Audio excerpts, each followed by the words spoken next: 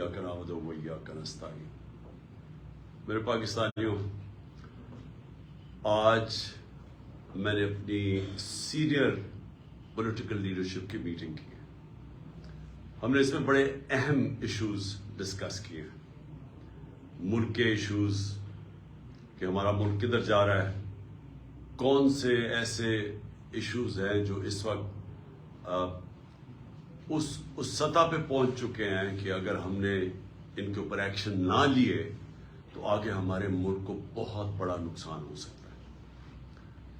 मैं सबसे पहले जो इशू आज उठाना चाहता हूं ये, और मैं ये अपने सारी 70 साल जिंदगी के तजर्बे से एक चीज कहना चाहता हूं कि जो आज पाकिस्तान में हो रहा है,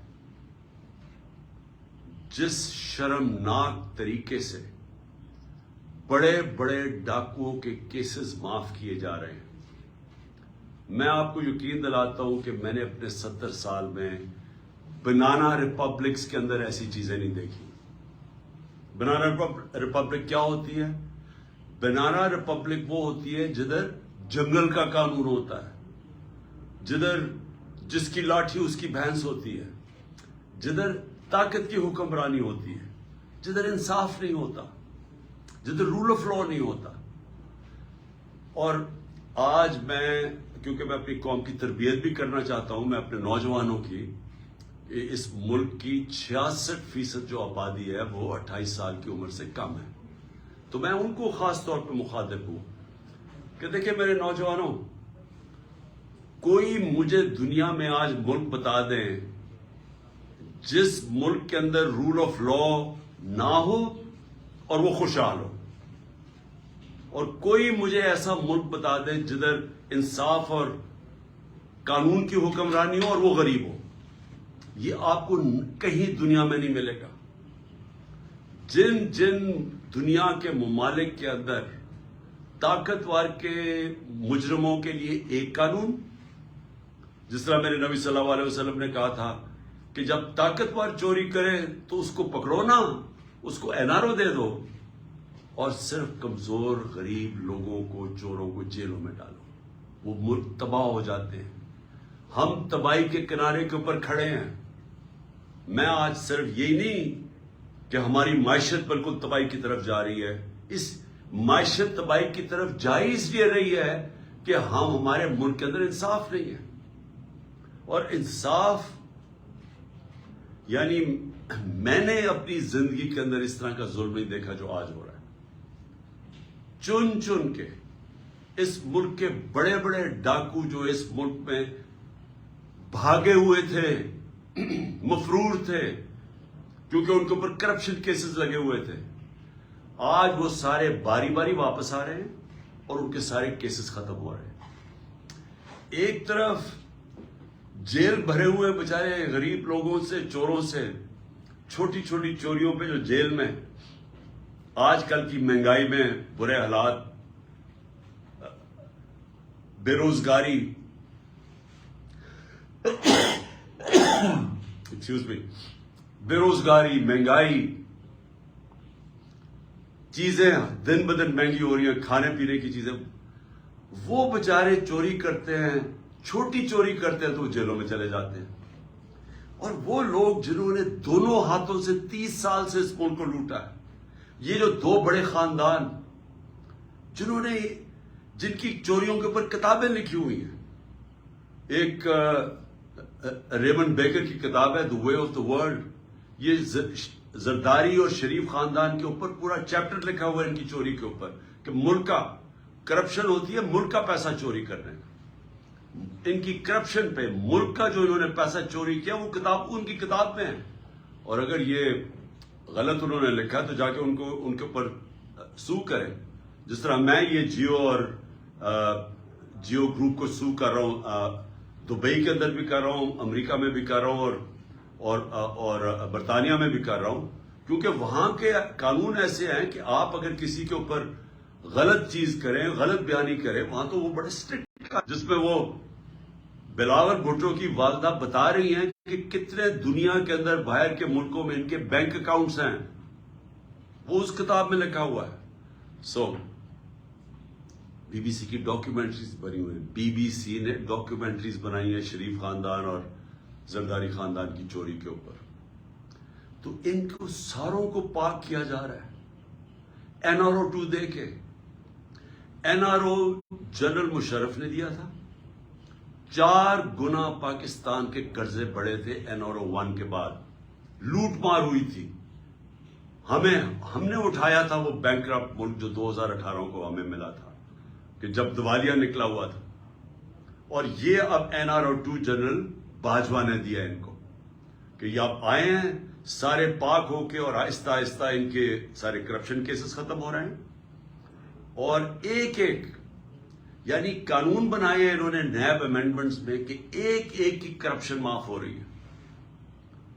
اور افسوس کی بات یہ ہے کہ سلمان شہباز واپس آتا ہے, ہار پہنائے جاتے ہیں اس کو, اور اس کے بعد وہ پوری پریس کانفرنس کرتا ہے کہ کتنا ظلم ہو گیا سلمان شہباز سے.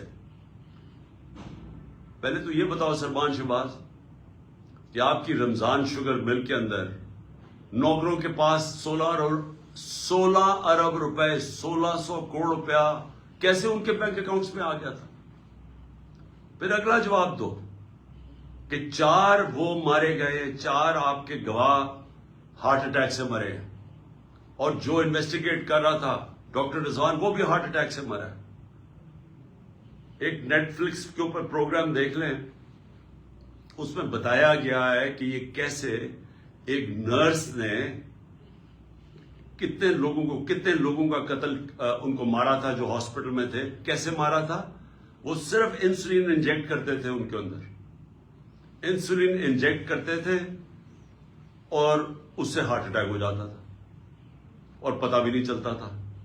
تو کبھی کسی نے کوشش تو کرے کہ ایک دم یہ سارے لوگوں کو ہارٹ اٹیک کیسے ہو گئے, اور جب وہ مر گئے سارے تو یہ واپس آ گئے, اور واپس آ کے کہتے ہیں جی بہت بڑا یہ بے قصور آدمی ہے.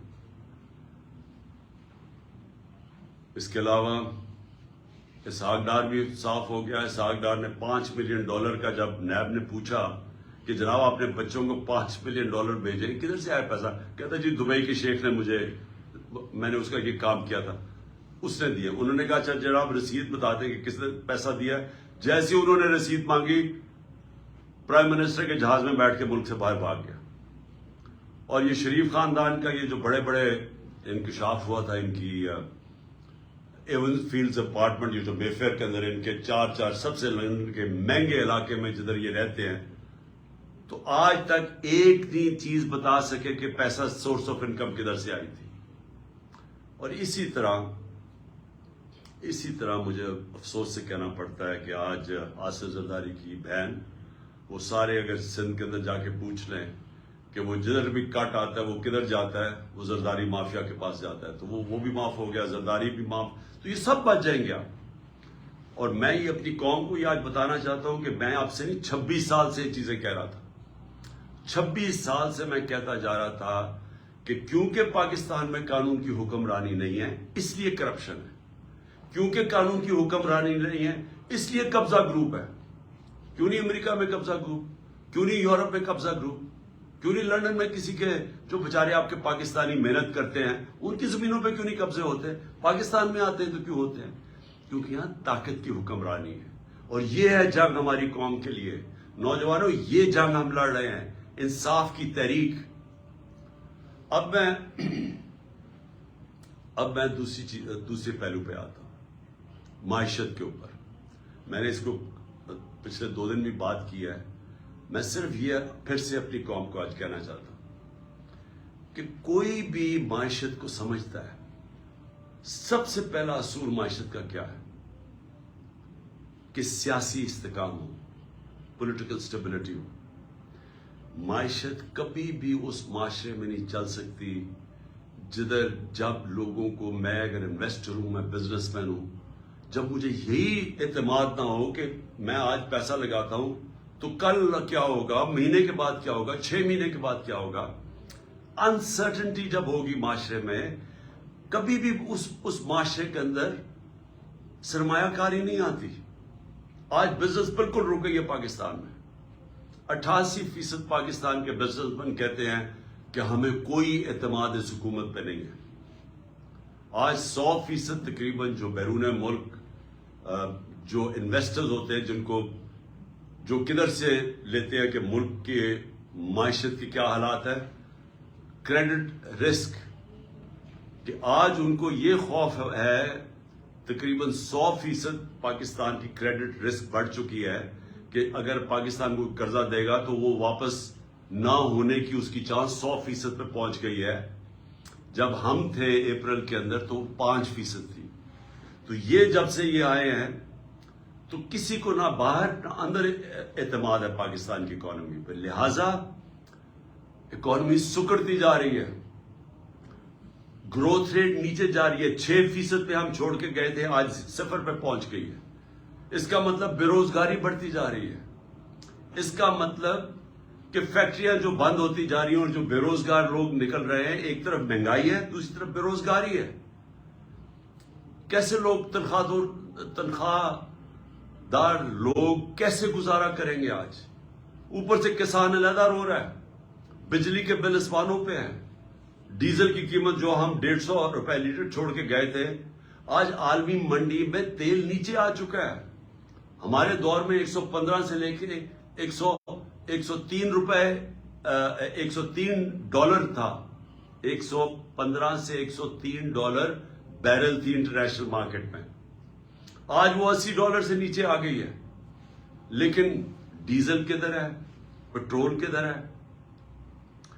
کیسے بجلی کی قیمت آج کدھر ہے؟ ہم 17-18 روپے یونٹ پہ چھوڑ کے گئے تھے، آج وہ 40 روپے سے اوپر چلا گیا. کس طرح لوگ پیسے دیں گے؟ کسان جس کے پاس پیسہ آیا تھا ہمارے دور میں، اس نے اپنی زمین پہ لگایا تھا، جس کی وجہ سے ریکارڈ پیداوار ہوئی تھی، 4 بڑی بڑی فصلوں کی ریکارڈ پیداوار ہوئی تھی. آج کسانوں سے پوچھیں کیا حالات ہیں ان کے؟ کسان علیحدہ پسا ہوا ہے، بزنس مین علیحدہ پسا ہوا ہے، انڈسٹری ہماری بند ہو رہی ہے. سروسز، یہ جو آئی ٹی کے اندر ہم نے اتنے انسینٹیوز دیے تھے، ہماری 75% آئی ٹی ایکسپورٹس بڑھی تھی، ان کے انسینٹیوز انہوں نے واپس لے لیے. تو سوال یہ ہے کہ اب ہم کدھر سے آمدنی بڑھائیں گے اپنے قرضے واپس کرنے کے لیے؟ اگر ایک ملک کے اوپر قرضہ چڑھا ہوا ہے، گھر پہ قرضہ چڑھا ہوا ہے، تو وہ واپس کیسے کرتا ہے؟ آمدنی بڑھا کے. تو جب آمدنی سکڑتی جا رہی ہے تو قرضے ہم نے کیسے واپس کرنے ہیں؟ ہم کیسے جو ہماری آگے لائبلٹیز آ رہی ہیں ہم کیسے واپس کریں گے؟ ان کے پاس تو کوئی پلان نہیں ہے. آج ذرا صرف میں بتانا چاہتا ہوں تھوڑی سی قیمتیں جو عام آدمی کو آج افیکٹ کرتی ہیں. پیاز، لوگ کئی پیاز اور روٹی کھاتے ہیں، 400% اس کی قیمت بڑھ چکی ہے پیاز کی. ٹماٹر، یہ بھی عام لوگ جو گوشت نہیں کھا سکتے وہ لوگ روٹی کے ساتھ ٹماٹر کے ساتھ روٹی کھاتے ہیں. 300% بڑھ چکی ہے اس کی قیمت. آٹا یعنی روٹی کے بغیر کون گزارا کرتا ہے؟ 100% قیمت بڑھ چکی ہے آٹے کی. دالیں، 50% قیمت بڑھ چکی ہے دالوں کی. گھی، عالمی مارکیٹ میں نیچے آ گیا پام آئل، آج گھی کی 50% قیمت بڑھ چکی ہے. میں یہ اس لیے آپ کو بتا رہا ہوں کہ جو عام لوگ ہیں سوچے کہ وہ کیسے گزارا کرتے ہوں گے آج. تو جب معیشت نیچے جا رہی ہے، میں پھر سے ریپیٹ کرتا ہوں، اور میں سارے پاکستان کے اداروں سے آج بات کر رہا ہوں. میں اس چیز پاکستان کے سارے اداروں سے بات کر رہا ہوں کہ یہ جو ہونے جا رہا ہے یہ آپ سب کو افیکٹ کرے گا. کوئی ادارہ جزیرہ نہیں ہے کہ ملک نیچے جا رہا ہو تو وہ جزیرہ بچ جائے گا. سارا ملک ہی نیچے جائے گا. یہ مجھے تو ایسے لگتا ہے کہ یہ ایک سازش کے تحت ہمارے ملک سے ہوا ہے، کہ ایک جس طرح کسی نے پلان کر کے ہمارے ملک کو اس طرف لے کے جا رہا ہے کہ ملک اگر خدا نہ خواستہ ڈیفالٹ کر جائے تو اس کے بعد سب سے پہلے ملک کی نیشنل سیکیورٹی متاثر ہوگی. اور نیشنل سیکیورٹی ہم سب جانتے ہیں کہ نیشنل سیکیورٹی جو پاکستان 7 گنا بڑا ملک ہے ہمارے ساتھ، جس کا 3 جنگیں ہو چکی ہیں. تو اگر ہمیں تو صرف اعتماد یہ ہے کہ ہمارے پاس ایک ایسا ہتھیار ہے جس کی وجہ سے کوئی ہمیں حملہ نہیں کرے گا، لیکن اگر ملک ہی بینکرپٹ ہو گیا تو جو لوگوں نے ہمیں پھر وہاں سے بیل آؤٹ کرنا ہے وہ کیا قیمت مانگے گی؟ ہم سب جانتے ہیں وہ کیا قیمت مانگیں گے. میں یہ ویسے واضح آج کرنا چاہتا ہوں کہ میں یہ ایک تاثر دیا جا رہا ہے کہ جناب ہم چاہتے ہیں کہ ملک کی اسٹیبلشمنٹ ہماری مدد کرے.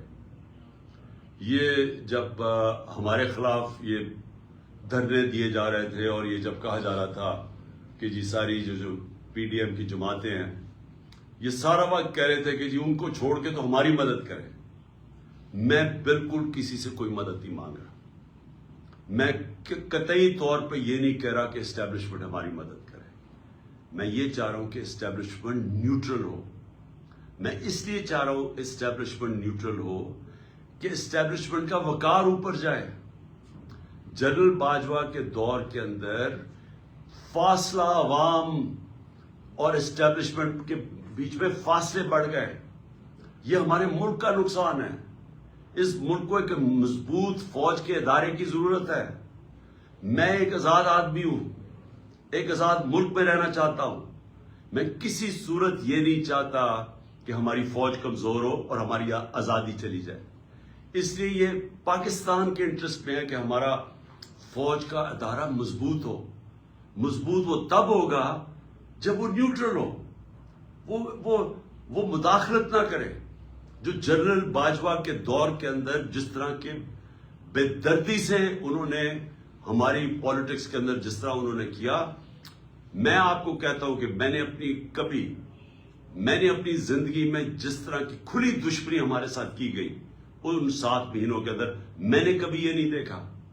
جس طرح جو ہماری حمایت کرتا تھا, میڈیا کرتا تھا, اس کے خلاف ایکشن, ہمارے لوگوں کے اوپر دھمکیاں علیحدہ, گمنام نمبر سے ٹیلی فون آ رہے ہیں اور دھمکیاں دیے جا رہے ہیں کہ عمران خان کو علیحدہ چھوڑو. میرے خلاف سٹیٹمنٹس لینے کی کوشش کی, لوگوں کو کہا کہ عمران خان کے خلاف سٹیٹمنٹ دو. یہ جو سارا توشہ خانہ کیس ہے اس کے پیچھے کون تھا؟ کون ان کو پکڑ کے یہ لوگوں سے سٹیٹمنٹس دلوا رہا تھا؟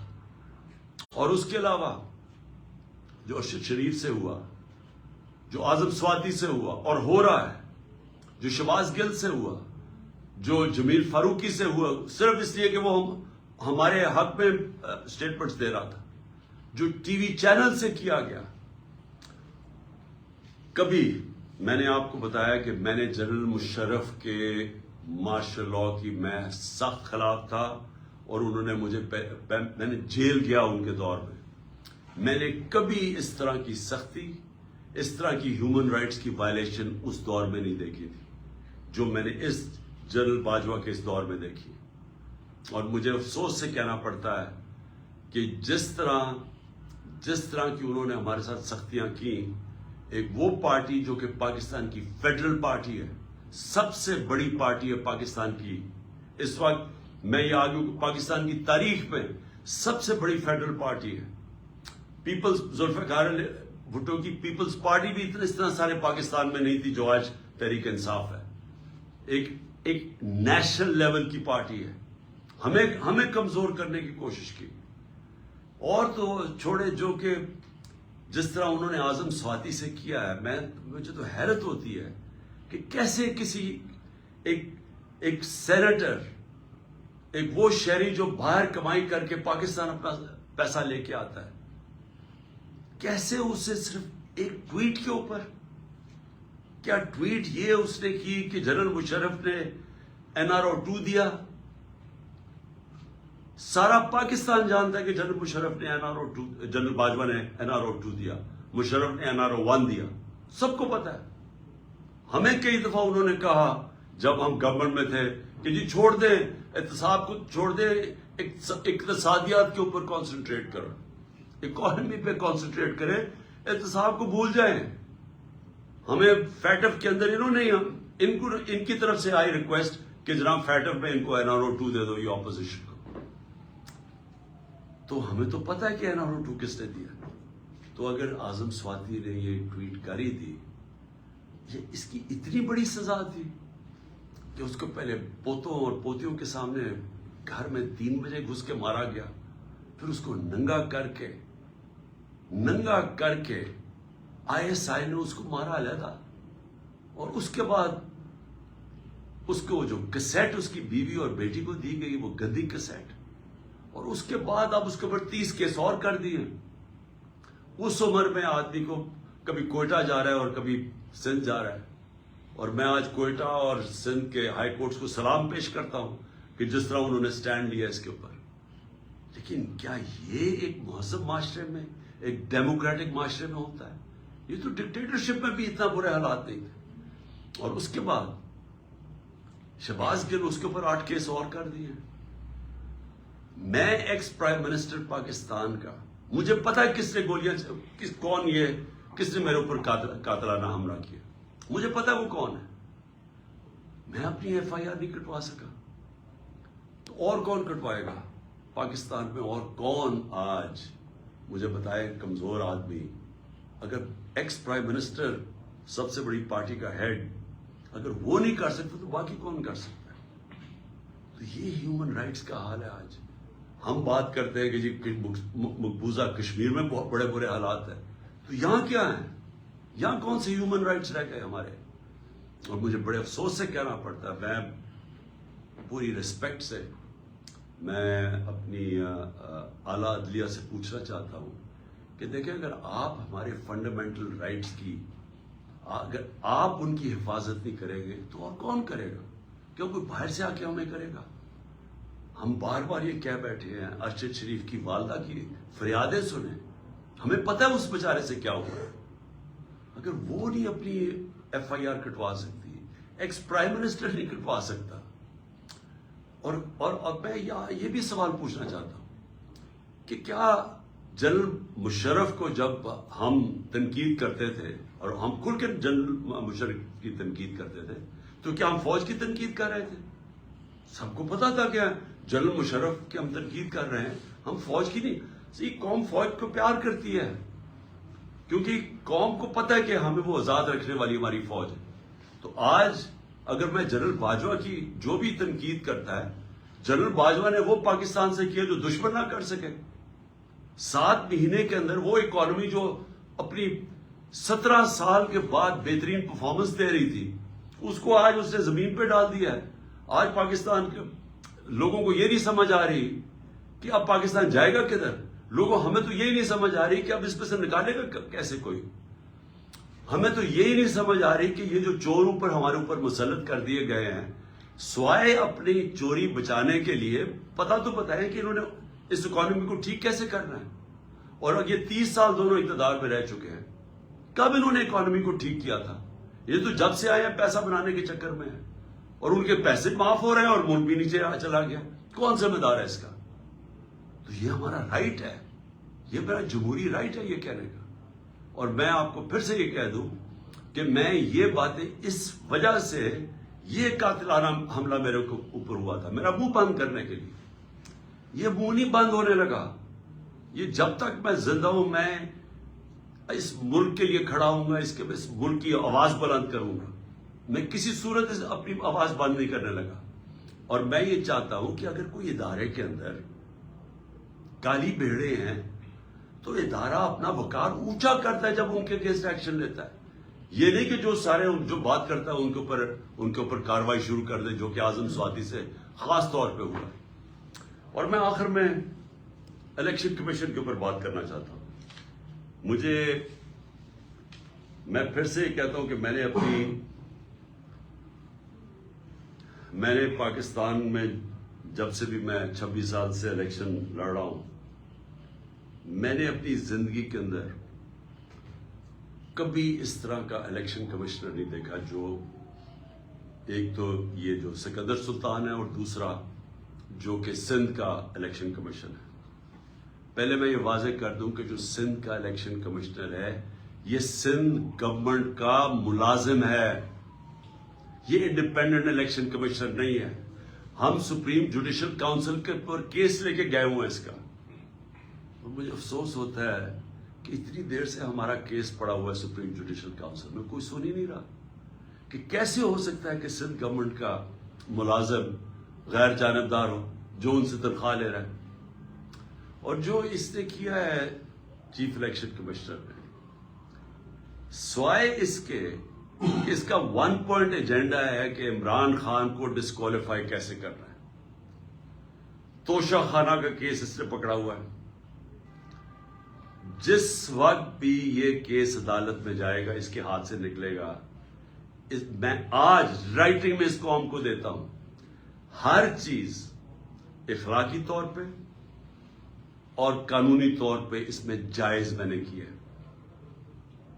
اور دوسرا فورن فنڈنگ کیس، جس وقت بھی اس کے اوپر تحقیقات ہوں گی، یہ واضح ہو جائے گا کہ تحریک انصاف واحد پارٹی ہے جس نے صحیح معنی میں پولیٹیکل فنڈ ریزنگ کی ہے.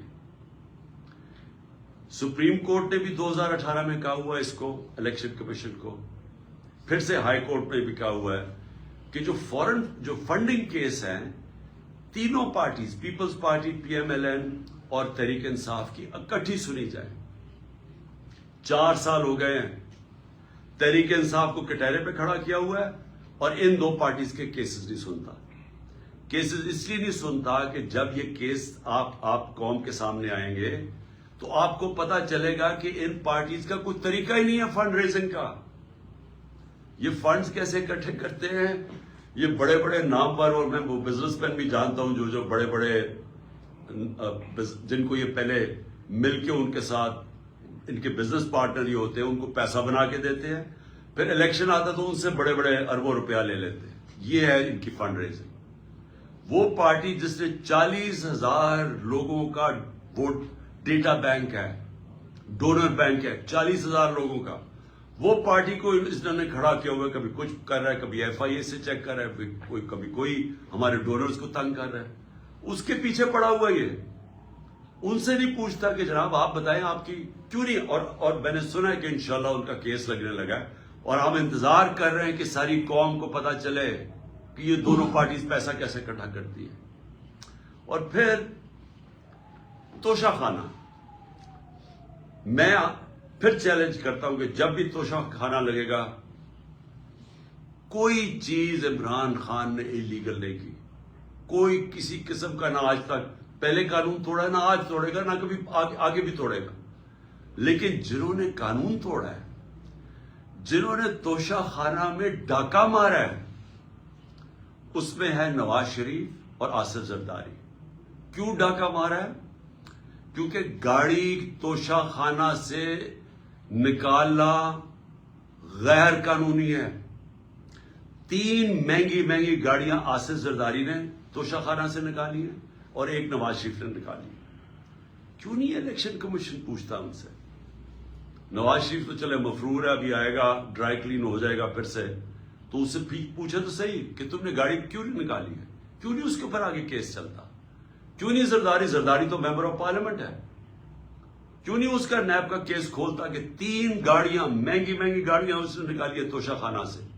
تو سب سے آسان کام ہے، میں جناب کسی کو اپنے دوست کو کہوں کہ مجھے گاڑی پریزنٹ کر دے، وہ مجھے پریزنٹ کرے، میں توشہ خانہ میں ڈال دوں، آدھی قیمت دے کے گاڑی خرید دوں.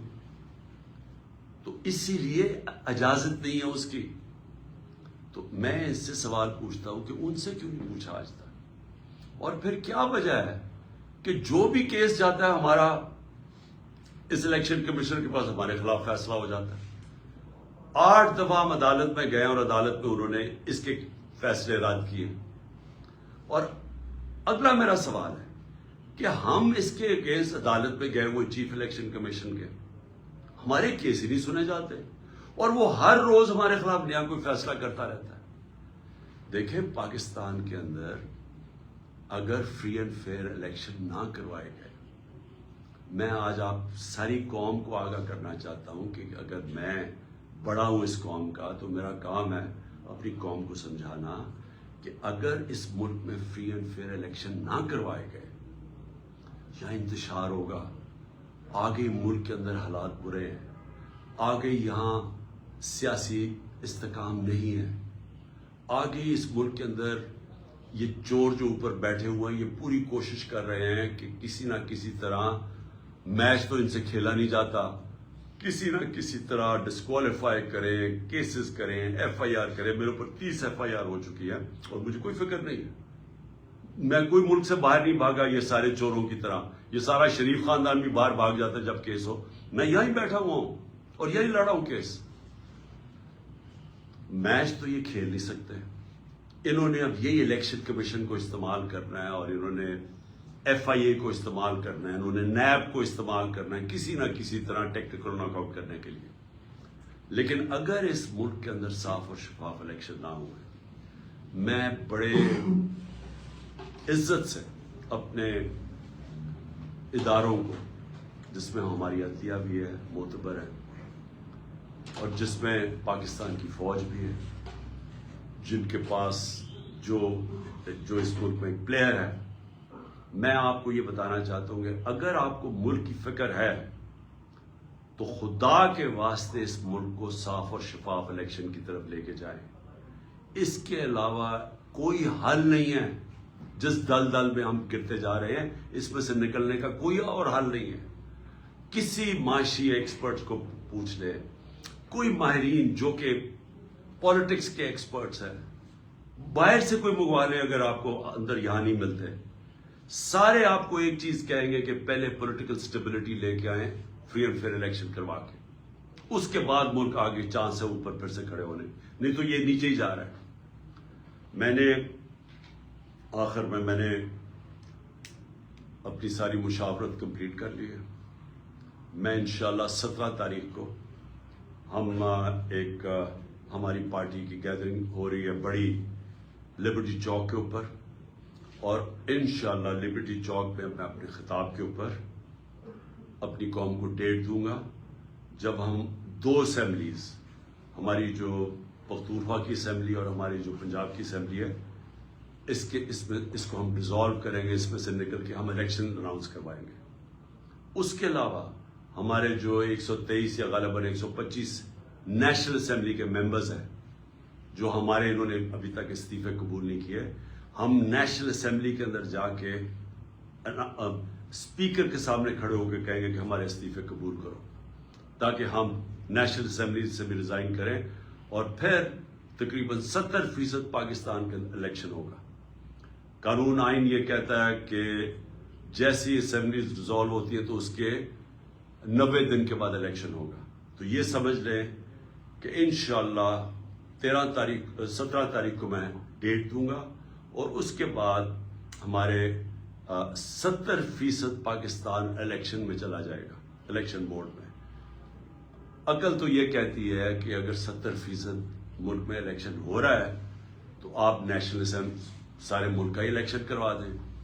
لیکن بدقسمتی ہماری یہ ہے کہ ہمارے یہاں مجرم جرائم پیشہ لوگ بیٹھے ہوئے ہیں, ان کو کوئی قوم کی فکر نہیں ہے, ان کی دولت ملک سے باہر پڑی ہوئی ہے. روپیہ گرتا ہے تو ان کی دولت میں اضافہ ہو جاتا ہے کہ ان کے پیسے ڈالر میں پڑے ہوئے ہیں. ان کا جینا مرنا پاکستان میں نہیں ہے. جب بھی مشکل وقت آئے گا یہ پھر اپنا بوریا بسترا اٹھا کے باہر چلے جائیں گے, جدھر یہ بڑے آرام سے زندگی گزار رہے ہیں. ان کا صرف مقصد یہ ہے کہ ان کے کرپشن کیسز معاف ہوں, تاکہ ان کی سلیٹ جیسے جنرل مشرف نے صاف کی تھی, اب یہ جناب جنرل باجوہ کی بدولت ان کی سلیٹ صاف ہوگی, اور اس کے بعد پھر سے یہ امید لگا کے بیٹھے ہوئے ہیں کہ راؤنڈ 3 آئے گا ان کا ملک کو لوٹنے کے لیے. تو اس لیے ان کو کوئی انٹرسٹ نہیں ہے الیکشن کروانے کا. ان کو ڈر لگا ہوا ہے کہ الیکشن کروانا یہ ہار جائیں گے اور پھر سے ان کے کرپشن کیسز سامنے آ جائیں گے. اس لیے ان کا انٹرسٹ اور پاکستان کا انٹرسٹ مختلف ہے, اپوزنگ اینڈز کے اوپر ہے. قوم کا انٹرسٹ اس وقت یہ ہے کہ ملک میں فوری طور پہ الیکشنز کروائے جائیں, اور انشاءاللہ 17 تاریخ کو لبرٹی چوک جدھر ہماری گیدرنگ ہوگی, میں انشاءاللہ آپ کو وہ ڈیٹ دوں گا جس دن ہم اپنی 2 اسمبلیوں سے نکل جائیں گے. پاکستان زندہ باد.